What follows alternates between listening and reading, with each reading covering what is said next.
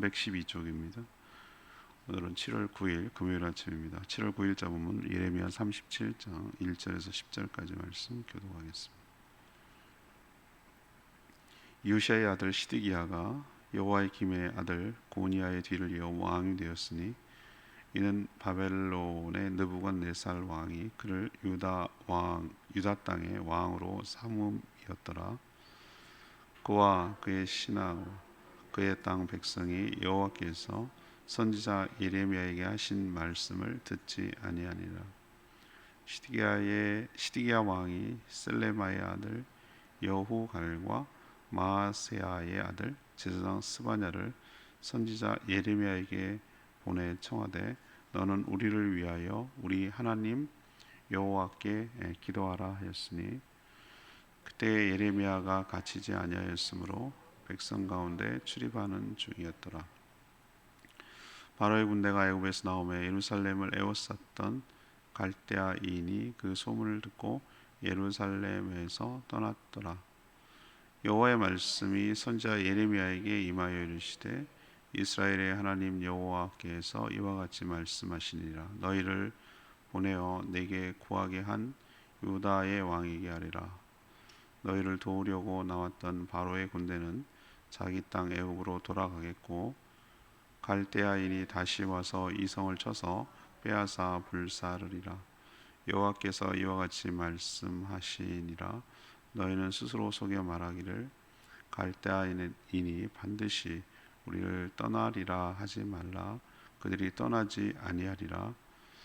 가령 너희가 너희를 치는 갈대아인의 온 군대를 쳐서 그 중에 부상자만 남긴다 할지라도 그들이 각기 장막에서 일어나 이 성을 불사르리라. 아멘. 시드기야 왕은 고니야 조카 고니야 대신 바벨론 왕이 세운 유다의 마지막 왕입니다. 여기로 이제 유다의 역사가 끝나는 것이죠. 그는 또는 백성들 모두 함께 예레미야가 하신 하나님의 말씀을 듣지 않으면서 사람을 보내 하나님께 기도해 달라고 예레미야 선지자에게 부탁을 합니다.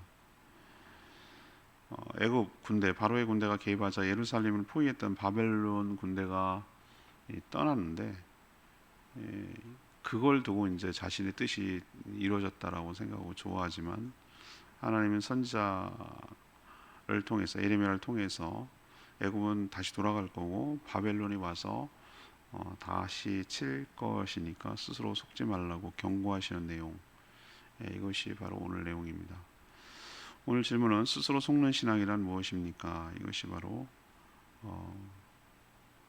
질문입니다. 먼저 1절 2절 말씀을 듣지 않으면서 잘 되기를 바라는 것이죠. 유다 마지막 왕 시드기야는 조카 고니야, 원래 고니야였는데 이름을 여호와긴이라고 바벨론이 바꿔 부르는 거예요. 그래서 그것도 3개월 만에 또 잡혀갑니다. 포로로. 얼마나 나라가 혼란스러운지 알겠죠.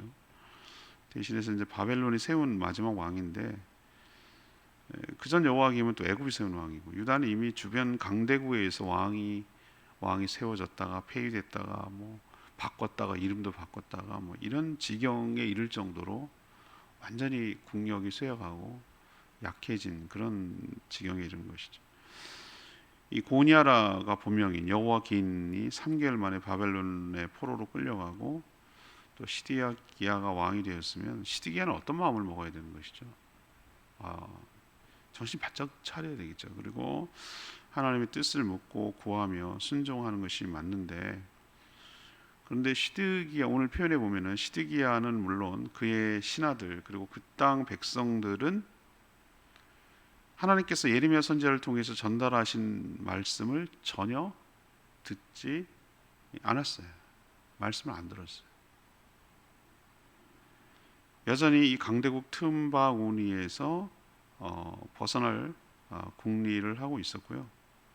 하나님께서 여러 차례 심판은 철회되지 않고 바벨론에 의해서 망할 것이며 항복해야만 오히려 피해를 줄이고 살 길이 열리고 다시 재기할 수 있는 기반이 될 거다라고 얘기를 한 것이죠. 그런데도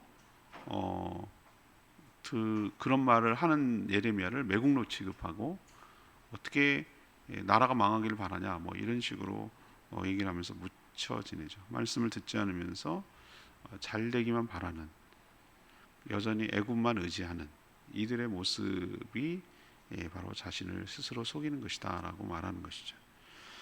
두 번째 얘기는 3절 4절에 있는 말씀인데요, 기도는 하지 않으면서 잘 될 거라고 믿는 거예요. 시드기야는 바벨론에 의해 유다의 왕이 되었지만 고분고분하지 않았어요. 몹시 자존심이 상해서 바벨론에게 벗어날 궁리만 하고 있었던 것이죠. 그는 전통적인 강대국인 애굽 편에 서 있어요. 애굽의 힘을 빌려서 바벨론을 물리칠 생각을 하고 있었어요. 전 이 장면을 보면서 우리나라의 구한말 조선시대 그때 모습을 떠올려요. 이리 치고 저리 치고 주권 국가로서의 주권이 위태위태하고 일본, 러시아, 중국, 미국 그 틈바구니에서 눈치 보고 이리저리 이용해가지고 어떻게 타개해 보려고 하는 그런 모습을 보이는 것 같아요. 여전히 강대국에서 중심을 못 잡고 한쪽에 치우쳐 있고 우리의 이권을 생각하지 못하고 그저 한편만 의지하고 어려움을 타개하려고 하는, 하나님을 전혀 의지하지 않는 그런 모습이 이때 유다에게도 보이는 것이죠. 그래서 바벨론에 이제 대항하기 위해서 애굽에다 사람을 보내 군대를 요청하고 뭐 이런 식으로 했던 것이죠.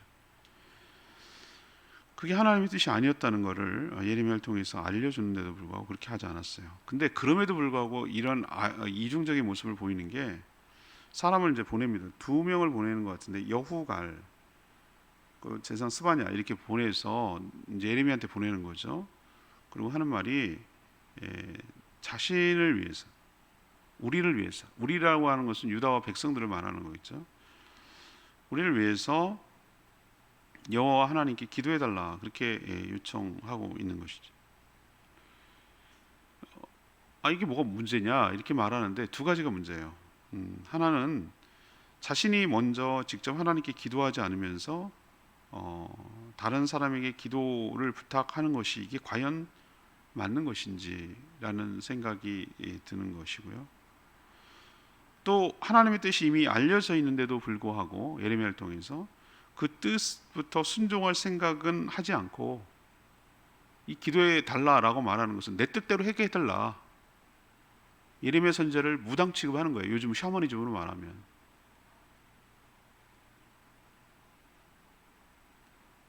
바벨론 물러나게 해달라, 이거 기도해 달라는 거잖아요.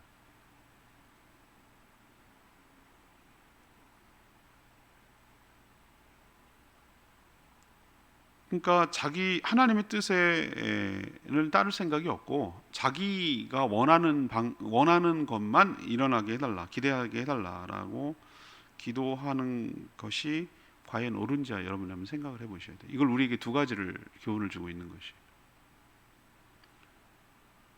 우리 주변에도 자신은 기도하지 않으면서 정작 습관적으로 기도만 부탁하는 분들이 의외로 많습니다.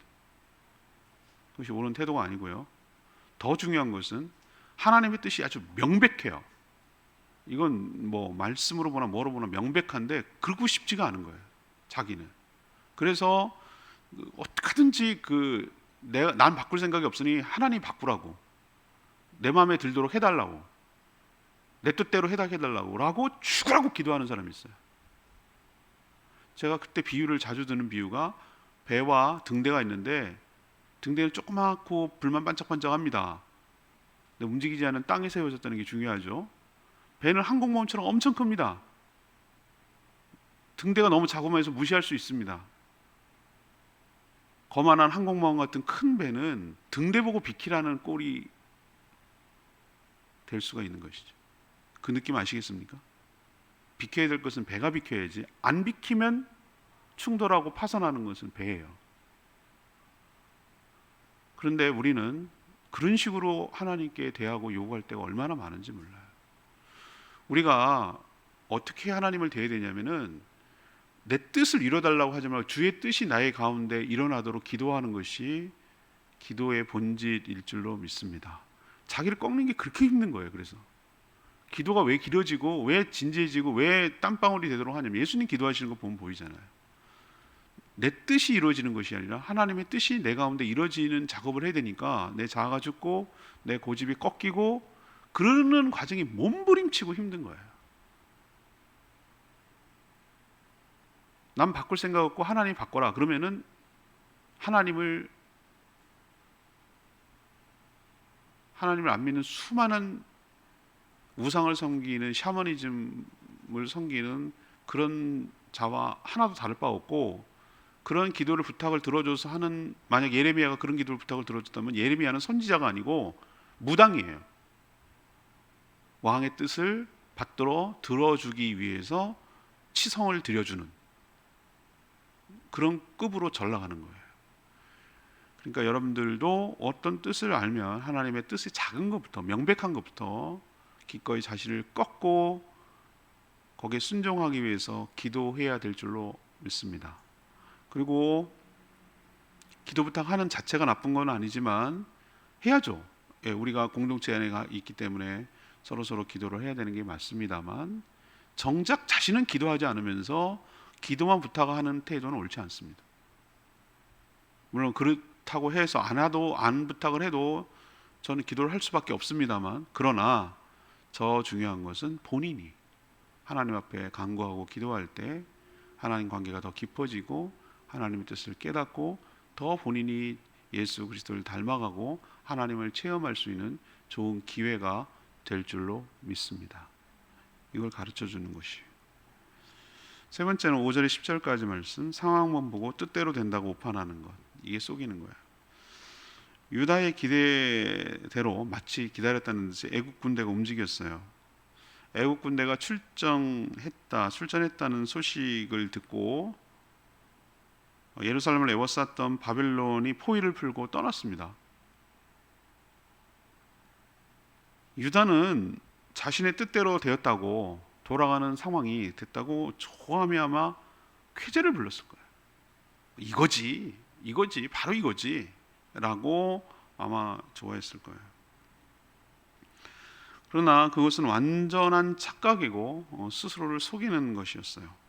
하나님은 그 타이밍에 예레미야 선지자에게 하나님의 뜻을 전합니다.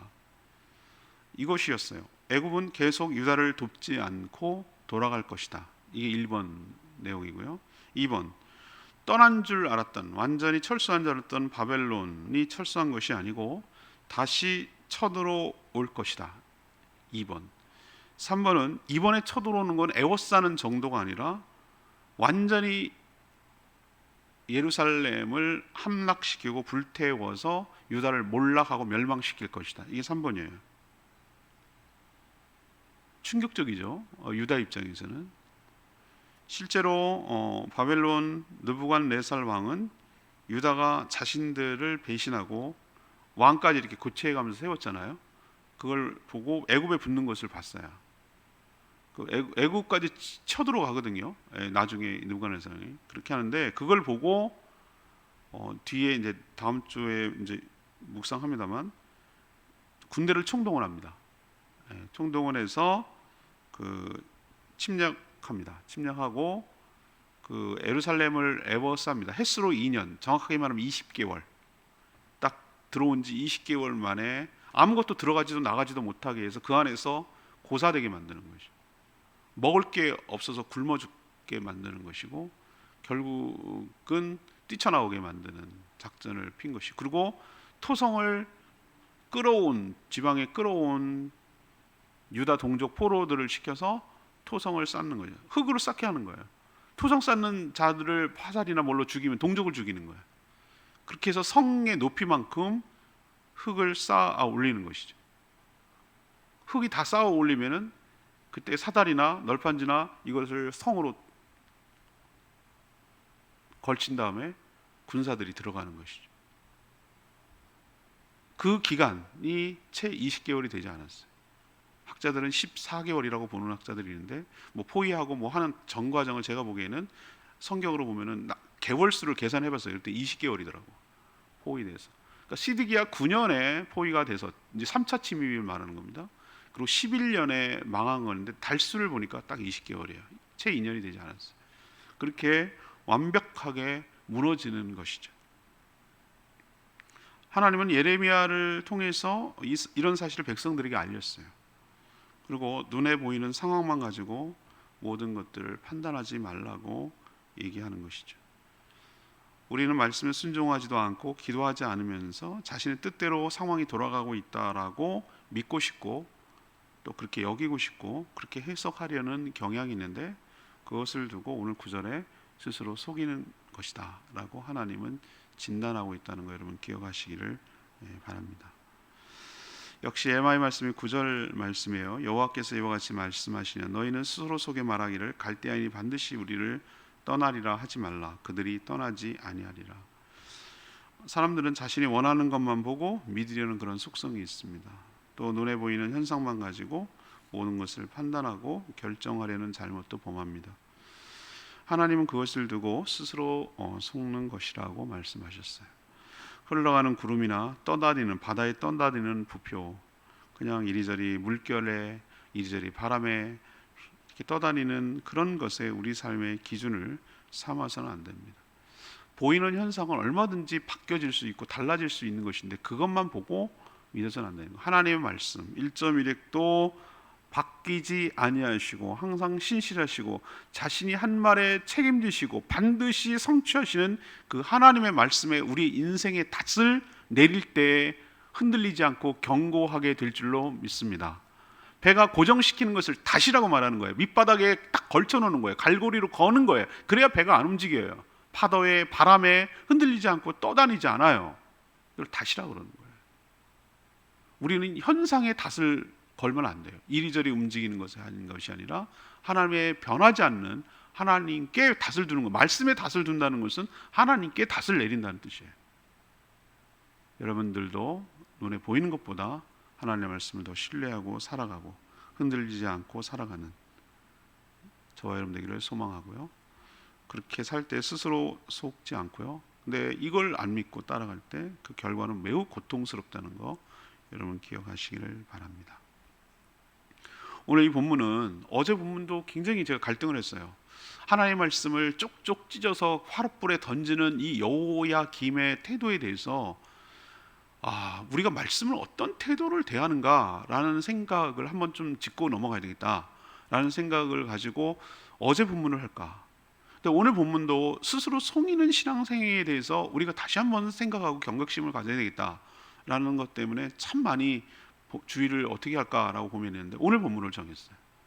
그래서 오늘 말씀과 굉장히 유사합니다. 우리 스스로 속이는 신앙생활에 대해서 경각심을 가지고 속지 않는 삶을 살기를 원하는 마음에서 이 본문을 다시 한번 리뷰할 겁니다. 스스로 속이는 신앙이 뭐라고 했죠? 넘버 1, 말씀을 듣고 실행하지 않으면서 뭐든 잘 될 거라고 낙관적으로 바라보는 것. 실제로 자신은 말씀대로 살지 않으면서 잘 되기를 바라는 것, 이게 속이는 거예요. 두 번째는 기도하지 않으면서 부탁만 하고 또 잘 될 거라고 생각을 하는 것, 자기 뜻대로 기도가 되기를 바라는 것, 이런 것들이 속이는 것이고, 세 번째는 뭐죠? 돌아가는 상황의 유리함, 불리함, 이것을만 바라보고 자기의 뜻대로 이루어진다고 오판하는 경우, 이 모든 것들이 전부 다 자기를 스스로 속이는 신앙인 것을 기억하고 속지 않는 저와 여러분 되기를 원합니다. 오늘 말씀 붙들고 기도하기 전에 찬양지 549장입니다. 찬양지 549장. 찬양지 549장입니다.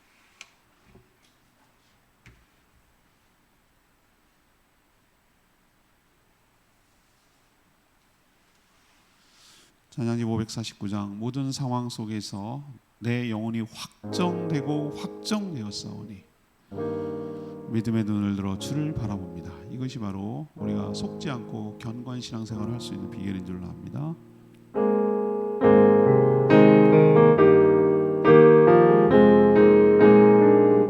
모든 상황 속에서 모든 상황 속에서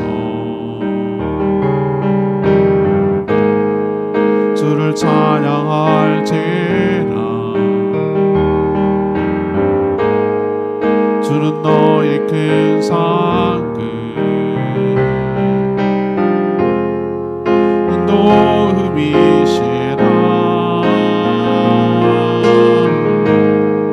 주의 얼굴 구할 때 주의 영을 부르사 크신 사랑 안에서 주를 보게 하소서.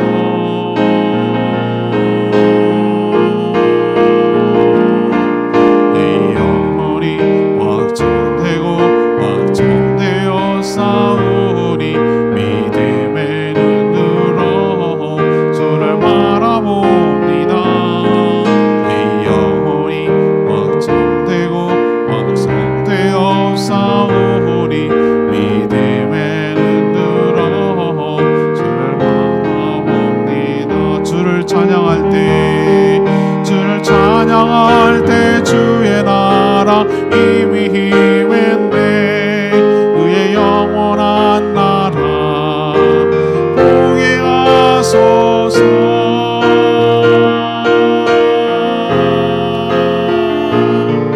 내 영혼이 확정되고 확정되어 싸우니 믿음의 눈으로 주를 바라봅니다. 내 영혼이 확정되고 확정되어 싸우니 믿음의 눈으로 주를 바라봅니다.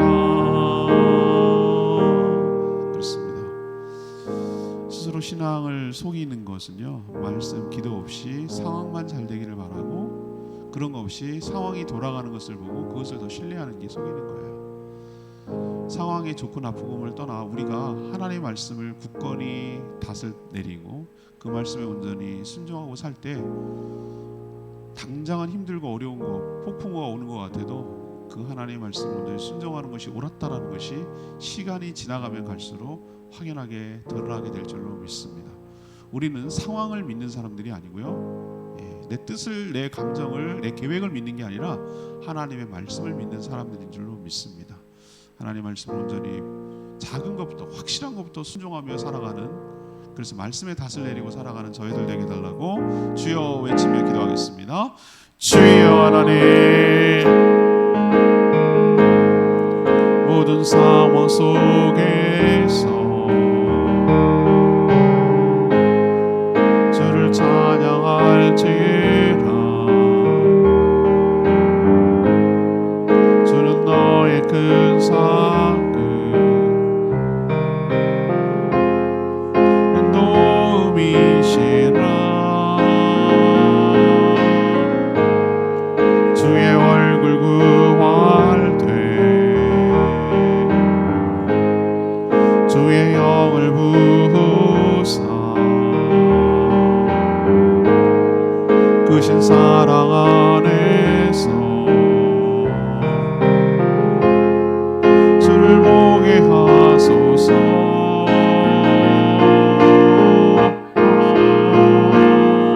내 영혼이 확정되고 확정되어 싸우니 믿음의 눈으로 주를 바라봅니다. 영혼이 확정되고 확정되어 싸우니 믿음의 눈으로 주를 바라봅니다.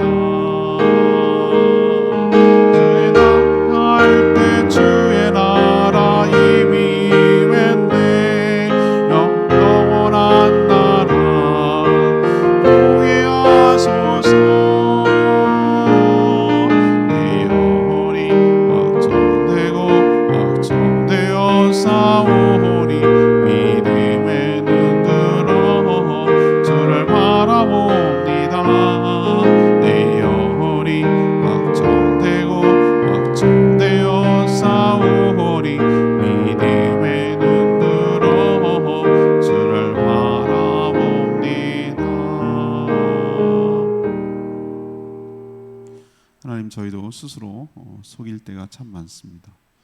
하나님의 뜻을 알고도 말씀에 순종하지 않으면서 그저 막연하게 잘되기만을 바라고 있습니다.